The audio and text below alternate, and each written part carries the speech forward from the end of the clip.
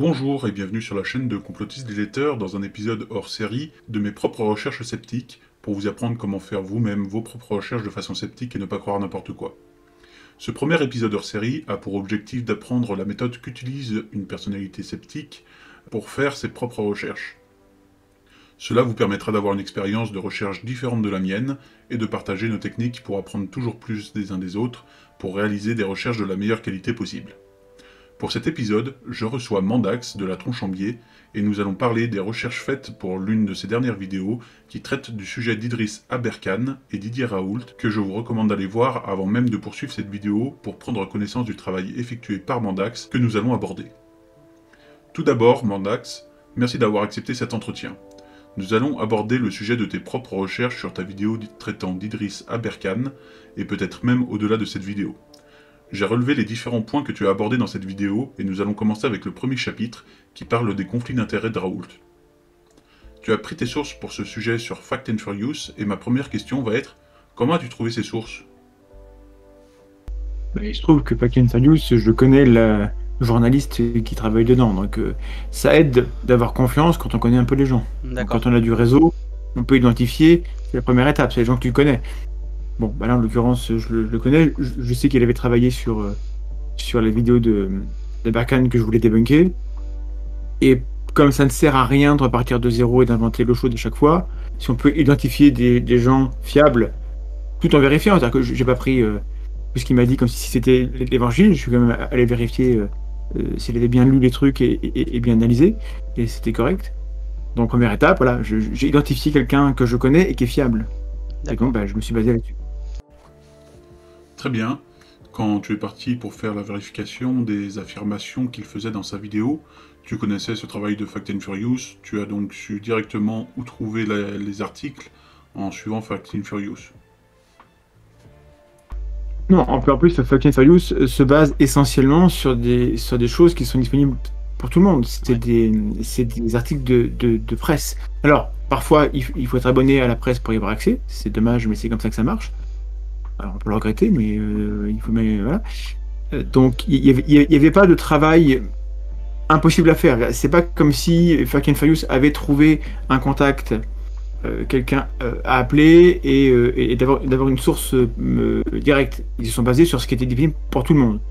Donc, même s'ils n'avaient pas été là, mon travail n'aurait pas été tellement différent. Juste, c'était beaucoup plus vite parce qu'ils avaient déjà fait le travail, mais il n'y avait rien.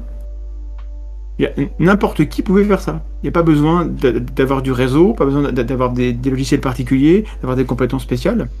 N'importe qui peut prendre, ok, un tel dit ça, il s'est passé telle chose sur tel journal, et je vais vérifier. Juste, parfois, il faut être abonné. C'est juste ça qui est chiant. D'accord. Alors, on réabordera peut-être ce point un peu plus tard, mais comme on en parle déjà, le fait que tu suives déjà Fact and Furious, et j'imagine plein d'autres médias de vérification d'informations, c'est quelque chose d'important pour faire ses propres recherches? Ça dépend. Il y a des sujets sur lesquels j'ai pas besoin d'aller sur des sources. Genre, quand j'écris un bouquin sur l'homéopathie, je vais voir la littérature scientifique directement. Ça m'intéresse pas de voir ce que disent les gens. Je connais déjà. Hop, je vais creuser. Donc voilà. Si tu veux un niveau vraiment pointu, tu vas directement aux sources. Et si tu veux juste te renseigner de base pour savoir ce qui se dit, alors identifier des médias, voilà, des médias fiables. Alors personne n'est fiable à 100%. Hein. C'est-à-dire que Fact and Furious, tôt ou tard, ils vont dire une connerie. Nous, on va en dire aussi, peut-être c'est déjà arrivé. On va dire, on fait en sorte de se corriger, mais comme on n'est jamais sûr à 100%, ce qu'il faut, c'est croiser. Et donc c'est pour ça que voilà, il y a Fact and Furious. Après sur Aberkane, j'ai pas de ressources spécifiques qui me viennent en tête, mais il faut aller, en gros, il faut taper le nom et ne pas rechigner. Ah, telle source j'aime pas. On va quand même voir en fait, même si on n'aime pas voilà. Si Rivarol fait un truc sur Aberkane, je vais le lire. Pour les conflits d'intérêts dans ma vidéo, je ne prouve pas que Raoult a des conflits d'intérêts. Ouais. Parce que c'est ça qui n'a pas été bien compris, c'est que moi je m'intéresse à qu'est-ce que dit Aberkane sur Raoult. Aberkane dit on a eu tort de dire qu'il aurait dû déclarer des liens d'intérêt. Non, on avait raison de dire qu'il aurait dû déclarer des liens d'intérêt. Ça ne veut pas dire qu'il est corrompu ou qu'il a des conflits. Ça, donc, faut même aussi distinguer les choses. Et donc, c'est ce qu'a fait Antoine Daoust dans Fast and Furious. Il a rappelé quelles sont les règles. Lorsqu'on publie un article, on est obligé de déclarer telle chose. Et Raoult, il se trouve que, indépendamment du fait qu'il soit honnête ou malhonnête, il y avait des biens qui étaient connus et qui étaient connus, qu'on trouve quand on les cherche. Et donc, qui auraient dû être déclarés. Voilà, donc c'est pas la preuve qu'il y a des conflits d'intérêts. D'accord. Tu parles dans le chapitre suivant de ta vidéo du groupe contrôle de la première étude de Didier Raoult. Tu cites comme source la déclaration du 3 avril 2020 de la Société internationale de chimiothérapie antimicrobienne. Comment est-ce que tu as fait tes recherches pour trouver cette source? Là, j'ai cliqué sur le lien de Fast and Furious aussi, ce que j'étais au courant, parce qu'en fait, il se trouve que lorsque on est critique de Raoult et qu'on a un peu de surface sur Twitter, eh ben, on suit un peu on voit les choses popper. Parfois, on est tagué dans des infos. Et donc, l'avantage que j'ai, c'est que parfois, je suis au courant d'informations parce que les gens se disent, tiens, ça peut l'intéresser. Et ça, c'est vrai que l'internaute lambda, il a pas ça. Alors, ça a un côté négatif, c'est que je suis submergé par des mails de choses qui m'intéressent pas. Mais le bon côté, c'est que lorsque j'ouvre un lien ou un truc qui m'intéresse, je dis bah oui, c'est cool, j'aurais pas forcément eu l'idée d'aller fouiller là pour la voir. Bon. Cette info-là, je me souviens l'avoir vue passer quand elle est sortie, parce que les gens que je suis sur Twitter ou qui me suivent ou en croisé en avaient parlé. Voilà. Donc des chercheurs qui s'intéressent à ça avaient souligné le fait que cette société savante avait un petit peu pris ses distances avec Raoult, et donc je l'avais su. Et il me semble que la presse en avait parlé aussi à l'époque. D'accord. Du coup, là, c'est par des personnes et des médias que tu suis que tu as pu trouver tes sources. Ouais. Si les gens suivent les bons experts sur Twitter, les bons experts, alors c'est certainement par ce biais-là que cette information-là, on peut la récupérer. Ok, d'accord. Du coup, on en revient à l'importance de suivre d'autres vérificateurs d'informations pour trouver plus facilement des sources sur ton sujet. Faisons une petite pause à ce stade de la vidéo pour voir comment Mandax a fait ses propres recherches sur ce point qu'il a montré dans sa vidéo. Voici ce petit extrait. Faisons nos propres recherches. Regardons ensemble sur Scholar les résultats d'une recherche avec les mots-clés Covid, hydroxychloroquine, méta-analysis. On obtient 10 résultats dans la première page, on va s'en contenter. Premier résultat, qu'est-ce qu'on regarde? Ce n'est pas très bon signe pour la chloroquine, mais c'est pas grave, on va pouvoir aller voir sur le deuxième. Tous ces liens sont là parce que ce sont les méta-analyses les plus récentes, les plus citées, donc les plus influentes, celles qui ont le plus de crédibilité, ce sont celles auxquelles il vaut mieux se fier. Et vous voyez bien sur l'écran, alors c'est accéléré, moi ça m'a pris entre 5 et 6 minutes, c'est considérable 5 à 6 minutes pour consulter toutes ces ressources, que toutes ces méta-analyses sont unanimes. Il n'y a pas 50-50, il n'y a pas 3 quarts, 1 quart. Les 10 études auxquelles on a accès lorsqu'on fait cette recherche systématique, les 10 méta-analyses, qui sont des analyses qui reprennent toutes les études, qui les trient par rapport à leur qualité et qui retiennent les résultats pondérés par rapport à la qualité des études disponibles, vont toutes dans le même sens. Il n'y a pas de bénéfice pour les malades qu'on traite avec la chloroquine et ou azithromycine, et en revanche, il y a plus de mortalité chez les gens qui suivent ces traitements. Donc regardons ensemble, je ne peux pas faire autrement que de vous laisser regarder cette séquence un peu accélérée, un peu montée. Vous voyez que vous avez accès en quelques clics sur votre moteur de recherche, via Google Scholar ou via d'autres moteurs comme Web of Science ou PubMed, et vous avez accès vous-même à tout ça. Il faut les lire, c'est en anglais. C'est un peu technique, mais les abstracts et les résumés vous donnent en quelques phrases les conclusions à retenir. Faites vos propres recherches, mais faites-les bien. Voilà comment il a fait de façon concrète. L'extrait est tiré de sa vidéo, mais reprenons l'entretien. Ok, dans le chapitre suivant, tu parles de l'exclusion des morts de sa première étude. Par quelle méthode as-tu fait tes recherches sur ce point ? Dans ce Oui ou non, il y a 303 analyses, études qui prouvent que la chloroquine fonctionne, et du coup, le site HCQ Meta, machin, et donc j'ai expliqué. On a fait plusieurs émissions. J'ai la chance d'avoir reçu des gens dans ce métier, notamment Thibaut Fiollet qui a fait la méta-analyse, qui a changé les choses. Voilà. Avec Malik Wafi, on a aussi, il a écrit des scripts pour la monasturiste, des articles pour la monasturiste, que j'ai transformé en vidéo. On parle de la méthode Raoult. Donc voilà, parce que j'ai ces contacts-là, je suis au courant des problèmes de méthode, et notamment, qu'est-ce que c'est qu'une méta-analyse? C'est hyper compliqué à définir une méta-analyse. Il y a des critères à respecter pour être reconnu comme une méta-analyse de qualité. Il y a plein de paramètres que je ne connais pas, que je ne maîtrise pas. Il faudrait que je travaille dessus pendant des semaines pour maîtriser. Thibaut et ses collègues l'ont fait, ils l'ont fait très bien. Leur méta-analyse est très citée, elle fait référence. Mais il suffit d'aller sur un moteur de recherche scientifique, donc Google Scholar, ça peut être PubMed, ça peut être ce que vous voulez, et de taper des mots-cles. En l'occurrence, c'était Covid et hydroxychloroquine méta-analyse, et je me suis arrêté à la page 1, donc 10 premières. J'aurais pas allé plus loin parce que je les ai vus, quoi. Je me suis arrêté aux 10 pour dire, rien que sur ces 10-là, si jamais il y avait un doute dans l'esprit des scientifiques, au minimum, toutes les méta-analyses diraient on sait pas trop, ou voire certaines diraient ça marche, voilà, et on aurait du 50-50, voilà. Et là c'est 100%. 100% disent il n'y a pas d'effet, certaines disent il faudrait creuser plus, c'est prudent, c'est bien, et certaines, la moitié je crois, disent il y a des effets néfastes. Donc la santé des gens atteints du Covid qu'on soigne avec ces traitements-là, elle est plutôt mise en danger plus que soignée. Voilà. Et ça, c'est pas compliqué à faire. Il faut juste parler un peu anglais et comprendre que ce moteur de recherche-là, même si c'est Google Scholar, c'est pas Google qui décide. Google applique des règles de bibliométrie sur quelle étude on met en avant. C'est celles qui sont le plus citées par la littérature. Et ça, c'est les chercheurs qui décident ce qu'ils citent pas.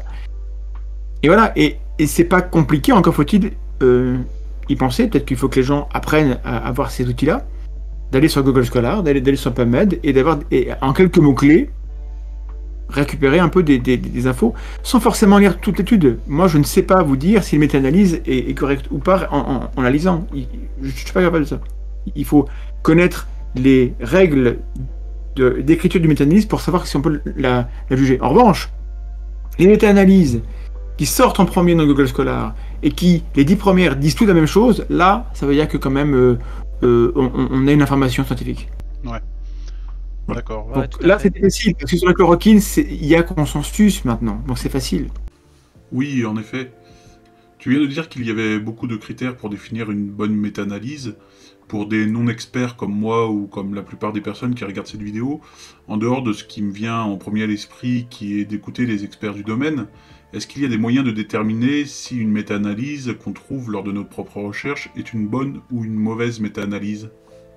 La diététique est une discipline qui nous oblige à faire le deuil de beaucoup de choses. Faites le deuil d'avoir un critère qui vous permet de savoir que c'est bon, vous avez trouvé.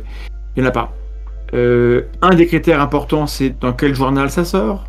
Si c'est un journal à fort impact factor, ça veut dire que c'est plutôt fiable, sauf que The Lancet est un des plus grands journaux et il s'est planté. Donc c'est pas suffisant. L'autre, c'est est-ce que l'étude est beaucoup citée? Oui, mais on peut aussi citer pour dire que c'est de la merde. Donc c'est pas un critère suffisant. L'autre niveau, c'est de regarder comment est composé le panel. Est-ce que c'est un chercheur tout seul, ou est-ce qu'ils sont 40 à l'avoir écrit? Plus ils sont nombreux, plus l'étude repose sur plein d'équipes, moins il y a de risques que ce soit de la merde. Bon. Il n'y a pas un critère tout seul. Et donc, comme tu dis, il faut parfois s'en remettre à identifier quelques experts à qui on fait confiance. Mais si vous voulez absolument une réponse définitive, il faut aller à l'église. Ok. Le chapitre suivant parle de l'affirmation que Raoult a minimisé le danger du Covid. Tu as utilisé des extraits de BFM TV et de Raoult. Comment as-tu fait pour retrouver ces extraits précis, pour sourcer les propos dans ta vidéo? Parce que le dit que c'est vrai. Ouais. Voilà. Vous pouvez le dire, ce que je dis moi-même, c'est pas vrai que ça marche. Vous n'aurez jamais la certitude que votre information, elle est absolument vraie, sauf si vous l'avez recoupée dans beaucoup de sources et que ça fait longtemps. Ouais. C'est le temps qui juge, hein, et même là encore, on sait que l'histoire est écrite par ceux qui ont le stylo. Hein. Ouais. Donc non, il faut être prudent et se rappeler que ça peut être faux. Ça ne veut pas dire qu'il faut absolument refuser d'avoir un avis. Au bout d'un moment, on peut aussi être bayésien et dire bon bah voilà, j'ai des raisons de penser ça. Allez, je suis à 60%, donc j'y crois. Ouais. Puis peut-être pas avoir peur de se tromper aussi si jamais c'est le cas, quoi. Si jamais on croit quelque chose. L'étape d'après, c'est que si jamais il s'avère qu'on a cru un truc qui n'était pas correct, il faut pas le prendre pour soi. C'est pas personnel, ça arrive à tout le monde, c'est forcé. Ok. Le chapitre suivant parle de l'affirmation que Raoult a minimisé le danger du Covid. Tu as utilisé des extraits de BFM TV et de Raoult. Comment as-tu fait pour retrouver ces extraits précis pour sourcer les propos dans ta vidéo ? D'une part, j'ai un peu de mémoire, donc je me rappelle à peu près de ce que Raoult a dit par-ci, par-là. Donc quand vous suivez les événements, ça vous aide. Deuxièmement, Fast and Furious avait relevé des liens. Troisièmement, il y a une vidéo qui s'appelle Le bêtisier de Raoult, qui en 2020 retrace le parcours de 2020 du personnage et ses contradictions. Et je crois que j'ai fait appel à la communauté. En tout cas, j'ai posé plusieurs questions sur Twitter en faisant la vidéo. Et donc, les internautes m'ont aidé. C'est-à-dire que les gens... là, typiquement, j'ai posé une question sur le CV de M. Aberkan. Parce qu'il y aura une deuxième vidéo sur son CV. Voilà. Ça se coupe. Et il faut que je puisse regarder le CV tel qu'il existait en 2015, au moment où moi-même j'ai écrit un article dessus. J'ai pas forcément tout archivé, c'est une erreur. Mais Internet a une bonne mémoire. Et les gens qui savent comment ça marche, il y a la Wayback Machine et des choses comme ça. Encore faut-il avoir le bon lien à injecter. Donc des gens m'ont aidé pour retrouver son CV tel qu'il était en 2015. Il était très différent d'aujourd'hui. Hein. Il est plus prudent maintenant. Et notamment, il y a une version anglaise et une version française. Voilà, donc pour ces extraits de Raoult, il y avait ma mémoire. Il y avait, après j'ai aussi tapé un petit peu, je crois que j'ai tapé Raoult contradiction, pour voir un peu si les uns et les autres avaient levé des choses. Et puis, j'ai demandé aux gens, est-ce que vous vous rappelez d'un moment où Raoult aurait dit telle ou telle chose ? Et la mémoire collective fait que j'ai récupéré quelques liens, et après, évidemment, tout l'intérêt, c'est pas tellement qu'on fait confiance à BFM TV. C'est qu'on fait confiance, en fait, que Raoult a dit ça sur BFM TV parce qu'on a la vidéo, quoi. Et donc, il y a plein de gens qui s'énervent en disant « Ah, vous citez BFM TV ?» et qui sont des gens, pardonnez-moi, mais complètement débiles de dire ça, puisqu'on cite Raoult, et pas BFM TV. Et Raoult passe son temps chez Hanouna. Ça ne veut pas dire qu'Hanouna est fiable. Ça ne veut même pas dire que Raoult pense qu'Hanouna est fiable. C'est-à-dire que Raoult sait que chez Hanouna, personne ne va l'emmerder. Il n'y aura pas de contradiction. C'est ça que ça veut dire. Ouais, et donc on peut citer Raoult chez Hanouna. Quand on cite Raoult chez Hanouna, on cite Raoult, pas Hanouna. Oui, ça lui a sans doute apporté de la visibilité aussi. Il y a des personnes que tu cites comme source en fin de vidéo, je crois. Au milieu, peut-être, ouais, je sais plus. Pas des gens qui m'ont aidé directement, certains m'ont aidé, et d'autres, c'est juste que, notamment Harry Coot, je le connais pas, mais il a sur Twitter, il a un compte Twitter où il a beaucoup travaillé sur en mettant en évidence des contradictions, et du coup j'ai pris son travail, et donc je le cite. Je fais une petite pause car le chapitre suivant de la vidéo de Mandax parle de la vérification de la position de Didier Raoult sur le site Expertscape, dans lequel il montre comment il a fait cette vérification. En voici l'extrait. Mais qu'est-ce qui se passe si on refait l'expérience de Didier Raoult aujourd'hui ? On va sur Expertscape et on tape Communicable Disease, exactement comme il a dit, on fait Go, on appuie sur Show Experts, et là on regarde au niveau du monde. Et on ne trouve pas Didier Raoult sur la première page, il n'est pas dans les 10 premiers, ni dans les 20, 30 premiers. Bon, alors regardez en Europe, après tout, il est européen. Est-ce qu'on trouve son nom ? Eh bien, cherchez bien, on ne trouve pas le nom de Didier Raoult dans les premiers en Europe. Alors on va aller en France, c'est déjà bien la France. Il n'est pas premier en France, il n'est pas deuxième en France, il est combien ? Il est entre Madame Costagliola et Madame Lacombe. Pas mieux. Bon, non tact. Voilà comment a été vérifiée la position de Didier Raoult sur Expertscape. Reprenons la suite de l'entretien. Dans le chapitre suivant, tu abordes la recommandation de Didier Raoult d'utiliser Vicks Vaporub. Mais là, pareil, c'est hyper intéressant et à la fois parfaitement chiant, ce Vicks. Parmi toutes les conneries que Raoult a dites, le Vicks, c'était pas grave. Enfin, voilà, il a dit une connerie, il faut s'en être sous le nez. Le fabricant, parce qu'il avait peur que les gens s'automédiquent mal, a réagi. Raoult avait dit une connerie, il fallait pas en mentionner, et c'est tout. C'est pas la pierre qui l'a dite. Mais il y a des gens qui ont voulu affirmer qu'il l'avait pas dit. Sous prétexte qu'il n'a pas prononcé le mot Vaporub, qui est le nom du produit. Et donc, Aberkan, qui ne loupe pas une, a pris cette position de dire non, les médias mentent, Raoult n'a jamais dit ça. Alors c'est vrai qu'il n'a pas recommandé de l'utiliser contre Covid, c'est vrai. Mais il a dit on devrait étudier, si jamais c'est pas bien, d'en mettre dans le nez. Et je trouve que c'est irresponsable lorsqu'on est lui, avec sa surface, avec des gens en face qui boivent ses paroles, de dire ça pourrait marcher, ce que les gens vont faire. Donc on évite de faire ça. Hein. Ouais, et surtout, le produit dont il parle, c'est bien le Vaporub, parce qu'il parle de Vaseline ou de paraffine, et le seul produit de la gamme, c'est le Vaporub. Donc, quand Aberkan affirme, notamment dans sa réponse écrite à Fake and News, que ça n'est pas ce produit-là dont parle Raoult, il prend les gens qui le suivent pour des débiles. Ouais, en effet. Et donc c'est terrible parce que moi, tout ce que je montre, c'est en citant Raoult, on voit bien qu'il parle de Vaporub. Bon, il va pas d'autre chose, c'est évident. Je ne l'accuse pas d'avoir dit qu'il fallait l'utiliser. En revanche, j'accuse Aberkan de mentir quand il dit que Raoult parle d'autre chose. C'est un truc à tiroir en fait. Et je constate dans mes commentaires que les pro Aberkan n'ont pas compris. Ouais.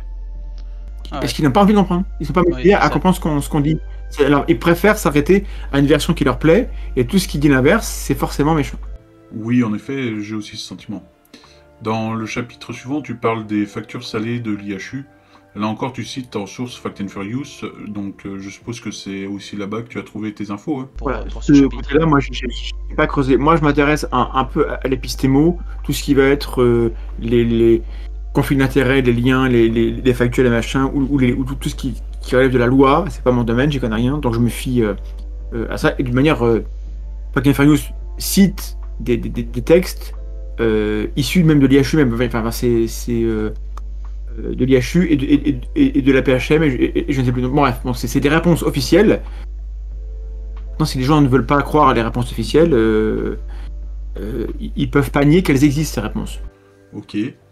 Le chapitre suivant parle de l'équipe de Didier Raoult qui le lâche suite à la dénonciation d'une falsification des tests PCR dans la première étude sur l'hydroxychloroquine. Alors j'ai quelques questions là-dessus parce que tu expliques que le groupe témoin utilisé par Didier Raoult à Nice ne faisait pas le même nombre de cycles pour le test PCR qu'à Marseille. Est-ce que tu sais s'il y a un nombre de cycles standard à utiliser ou est-ce que le problème vient du nombre de cycles différents utilisés à Nice et à Marseille et qu'ils n'utilisaient donc pas le même protocole ? Disons que quand on lit l'article, parfois ils disent positif, donc ils font un nombre de cycles inconnus et disent à la fin c'est positif ou négatif, bon ils ont le droit, et parfois ils indiquent le nombre de cycles au bout duquel l'appareil détecte l'ADN viral. Donc c'est bizarre déjà, on fait un choix, lorsque on décide de mettre dans un tableau le nombre de cycles au bout duquel l'ADN apparaît, alors on est homogène et on fait ça pour tous. Ils n'ont pas fait ça pour tous. Donc, il y a des patients pour lesquels on a le nombre, d'autres où on ne l'a pas. Et il se trouve, après je fais ça de mémoire, que justement ceux où on ne l'a pas, c'est ceux qui ne sont pas dans le traitement. Donc c'est voilà, donc c'est ceux qui viennent de Nice. Donc il y a des gens comme Samuel Alexander qui déjà, et ça j'avais pas vu à l'époque parce qu'il y a beaucoup de choses qui se passaient, avaient suspecté qu'on n'avait pas traité les deux groupes de la même manière au niveau des PCR. Bon. Or, quand on a un critère pour détecter qui est malade et qui n'est pas malade, on fait tout ce qu'il faut pour que le critère soit traité de la même manière pour tout le monde. Sinon, le critère ne vaut plus rien. Donc, à ma connaissance, 39 cycles, c'est le niveau max. Au-delà, on estime qu'il n'y a que du bruit. Donc, on s'arrête à 39. Bon. Moi, des PCR, j'en ai fait il y a plus de 10 ans, donc je pourrais pas vous dire ce qui se fait actuellement. Voilà. Mais en tout cas... à Marseille, ils ont décidé de faire ça à 34. Si on en croit, les gens qui sont dans Mediapart ont témoigné. Encore une fois, soit on croit personne, soit les témoignages ne valent rien, et donc ça ne vaut rien, mais les papiers de Raoult non plus, soit la parole des gens a une valeur, et donc quand les gens témoignent dans Mediapart qu'on n'a pas traité les deux groupes de la même manière, on se dit, il y a un truc. Bon. Il se trouve que lorsqu'on regarde le tableau, c'est cohérent. Les dénonciations sont cohérentes avec les infos qui manquent dans le tableau. Tout se passe comme si les gens qui témoignent avaient raison et qu'on avait traité les joints différemment. Donc, voilà, moi je m'arrête là. C'est-à-dire que je n'affirme pas que c'est ça qui s'est passé, mais quand on écoute même Didier Raoult, et j'ai mis l'extrait dans la BFM-TV, il explique que les joueurs de Nice ne faisaient pas les tests et envoyaient les écouvillons à Marseille pour être testés. Ce qui veut dire que si jamais on n'a pas mis le même nombre de cycles, alors c'est volontaire. Parce que si jamais on teste à Nice avec 39 et qu'à Marseille on teste avec 34 et qu'on s'est pas mis d'accord, bon, dans l'urgence de la médecine de guerre, tu vois, je veux dire, je veux bien être charitable à mort. Mais si à Marseille on décide que ceux qu'on reçoit de Nice, on leur fait 39 cycles et les nôtres que 34 cycles, alors on sait ce qu'on fait. Et c'est de la fraude scientifique. Ouais. Et si c'est ça qui s'est passé, et tous les éléments qui, à ma connaissance, disent ça, à part la parole de Raoult, dont on sait qu'elle ne vaut pas grand-chose, moi j'ai un avis, voilà, mais bon, je peux me tromper, et je préfère me tromper. J'ai pas envie... Raoult est déjà assez détestable comme ça, j'ai pas envie qu'en plus, on découvre que depuis 2 ans, on nous avait fraudé, quoi. Ce serait pire que tout. Voilà, donc les gens se feront un avis sur ce qui est disponible, et j'espère que les témoins de Mediapart se feront connaître parce qu'apparemment ils craignent pour leur carrière. Je peux comprendre, enfin à un moment donné, il vaut mieux parler maintenant parce que sinon ils sont complices. Dans ta vidéo, j'ai trouvé ce passage très intéressant. Tu expliques ce qu'est le test PCR et comment ça fonctionne. Est-ce que c'est quelque chose dont tu as eu besoin de faire des recherches pour le comprendre, ou est-ce que c'est quelque chose que tu connaissais déjà de par ton parcours? Et si tu as fait des recherches, comment as-tu fait? Bah non, la PCR, j'ai juste fait des recherches pour vérifier un petit peu à partir du SARS-CoV-2, qui est un virus à ARN, pour me rappeler que oui, d'abord on fait une transcription ADN et on bosse de l'ADN. Voilà. J'avais un doute, mais c'était bien ça. Donc voilà. À part ça, la PCR, j'ai appris ça à la fac de biologie. Ça sert aussi à ça, la fac. Et j'en ai pratiqué un tout petit peu en recherche. Donc je connais le principe. Et c'est hyper simple. Hein. Vraiment, c'est une méthode révolutionnaire parce qu'on a découvert une enzyme, la TAC polymérase, qui est une merveille de la nature et qui permet de faire des choses. Mais une fois qu'on a compris, c'est de la cuisine. C'est un four qui chauffe, qui baisse, qui chauffe, qui baisse. Et donc les cycles où on chauffe, on baisse, on sépare l'ADN, on met des amorces et l'ADN simple et lisse se reforme en double hélice. Donc, et après on rechauffe pour séparer. Voilà, donc c'est vraiment un truc de base que j'ai fort mal expliqué ici, mais bon, ça, à la limite, des gens pourront aller voir des vidéos qui vulgarisent. Donc c'est hyper simple. Donc j'ai pas eu besoin de me renseigner là-dessus en tant que tel, mais c'est vrai que si j'étais pas biologiste à la base, peut-être que c'est un sujet que j'aurais évité, parce que quand on comprend pas du tout les techniques en question, c'est compliqué d'émettre un avis. Et donc les gens qui avaient un avis sans savoir comment marche la PCR étaient imprudents peut-être. Ok, donc ce sont tes compétences de biologiste qui t'ont beaucoup aidé. Pour un non-expert, il vaut mieux s'abstenir de juger ce sujet s'il n'a pas trop de connaissances. Il n'y a pas trop de méthodes pour chercher et trouver de la connaissance. Ouais, on a bien compris les problèmes. Et la PCR, c'est pas compliqué du tout quand on a des bases un peu de biochimie. Mais quelqu'un qui a fait fac de droit et qui s'intéresse pas, qui sait pas trop ce que c'est que la différence entre ADN et ARN, il est bien obligé de s'arrêter à qu'est-ce que disent les experts. Ouais. Et si on pense que l'expert c'est Raoult, parce que c'est le refrain, alors on le croit. Et j'en veux pas aux gens de l'avoir cru. Parce que dans un monde à peu près correct, un mec qui est à la tête d'un IHU, qui est là depuis des années et qui a autant de papiers publiés, évidemment il est fiable. Bon manque de bol, on l'a mis dans un monde imparfait. Le dernier chapitre parle de la déclaration de Bruce Toussaint sur les essais qui ont démontré que l'hydroxychloroquine n'était pas efficace. Tu sources avec l'extrait de BFM TV de Bruce Toussaint. Je suppose que tu as trouvé cet extrait de la même façon que les autres, à l'aide des personnes et des médias que tu suis sur les réseaux et... Non, encore une fois, de base, l'article de Fake and Furious répond à toute la vidéo. Moi, j'ai choisi il n'y en a pas sur quelques-unes, et l'extrait de Bruce Toussaint, c'est Antoine qui l'a trouvé. Enfin, mais en soi, c'était pas compliqué. Pas compliqué. Il suffisait de se rappeler où est-ce que Bruce Toussaint aurait pu dire ça, et aux 2 interviews à ma connaissance entre lui et Didier Raoult, il fallait la regarder, il fallait se taper 2 heures de vidéo, quoi. Ouais. Donc le problème c'est ça, c'est que qui a 2 heures de temps à consacrer pour vérifier une phrase d'un type? Antoine, c'est son travail. Moi, je fais ce que je peux. Ça fait aussi partie de mon job de vérifier les choses. Les gens qui bossent toute la journée, qui rentrent le soir et qui veulent avoir un avis, quand les gamins, qu'on ceci, ils n'ont pas 2 heures pour ça, donc ils sont obligés de déléguer à d'autres gens. Et à leur place, il y a de quoi être désemparé, frustré et en colère. Mais putain, merde, j'ai une info, on me dit l'inverse de l'autre côté, il y a forcément des branques quelque part. Ouais. Et si au départ, encore une fois, vous commencez par croire que cette équipe-là, parce que on nous a fait tout un pataquès, à quel point c'était un champion du monde, alors les gens qui en face disent que ce mec-là dit de la merde, quand même c'est fou, ça peut pas être vrai. Comment ce type-là, qui a à ce point une pointure dans son domaine, pourrait dire faux? Non, c'est forcément les gens en face qui sont jaloux. Et je comprends que les gens, et c'est pas idiot au départ. Ouais. Mais il faudrait que ces gens-là consacrent du temps à vérifier. Ouais. Ou alors qu'ils apprennent à douter un petit peu de la certitude pour pouvoir avoir un peu de liberté pour changer. C'est l'un ou l'autre. Tu fais aussi une très bonne affirmation en fin de vidéo qui explique la difficulté à faire ses propres recherches. Je propose pour terminer de revoir cet extrait pertinent. Faire ses propres recherches, c'est bien plus compliqué qu'il n'y paraît. Admettre qu'on a accordé du crédit à un imposteur, c'est douloureux. Changer d'avis publiquement dans notre société, ça demande du courage.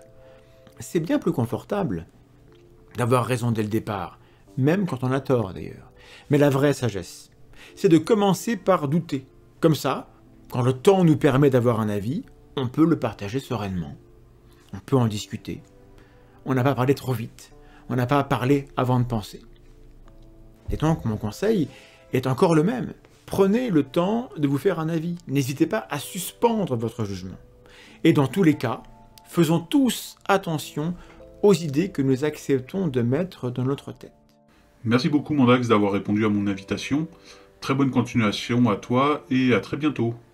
À très bientôt, cher monsieur.